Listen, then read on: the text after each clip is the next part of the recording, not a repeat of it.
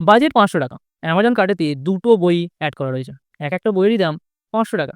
মানে এবারেতে যেকোনো একটা বই অর্ডার করতে হবে। কিন্তু কোনটা অর্ডার করব আর কোনটা আসছে বারের জন্য রেখে দেবো, এটা ঠিক করতে, করতেই অ্যামাজনেতে ৫০০ এমবি নেট শেষ হয়ে গেল। এটা কিন্তু শুধু আমার ব্যাপার না। এটা আমাদের মধ্যে থেকে প্রত্যেক কটা মানুষেরই কখনো না কখনো হয়ে থাকে। দুটো যদি জবে সিলেকশন হয়ে থাকে, কোন জবটাকে বেছে নেওয়া যাবে? জব না করে বিজনেস, না বিজনেস না job? Happy new year celebration নিজের বন্ধুদের সাথে, না সঠিক সময়ে শুয়ে পড়া? কোনটাকে বেছে নেওয়া যাবে? ডিসিশন নেওয়ার আগে মাথার মধ্যে অনেক চিন্তাভাবনা ঘোরাফেরা করে। কিন্তু ডিসিশন তো নিতে হবে। আমার সামনে যখন এরকম একটা অবস্থা হয় যে কোনো একটা কিছুকে বেছে নিতে হবে, তখন আমি একটা জিনিসই ভাবি খুবই সহজে, যে কোন জিনিসটাকে এখন বেছে নেওয়ার জন্য আমি পরে গিয়ে কম অনুতাপিত বা রিগ্রেট ফিল করব। এখন কোন বইটাকে অর্ডার দিলে সেটাকে পড়ে অন্য বইটাকে না পড়ার জন্য রিগ্রেটটা আমার কম হবে। জব না করে বিজনেস, না বিজনেস না করে জব, কোনটাকে এখন বেছে নিলে পরে অন্য কাজটা না করার জন্য রিগ্রেট কম হবে।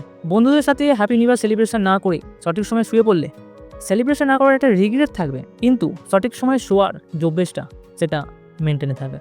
ব্যাপারটা কী বলো তো, আমাদের জীবনটা না একটাই জীবন। আর এই একটা জীবনেতে অনেক অপশনের মধ্যে থেকে আমাদেরকে কখনো না কখনো কোনো একটা অপশনকে বেছে নিতে হয়।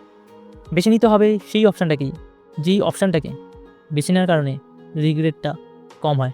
এটাই গুরুত্বপূর্ণ। তার কারণ রিগ্রেট তো প্রত্যেক কটা চয়েসেই কিছু না কিছু হবে। ধন্যবাদ।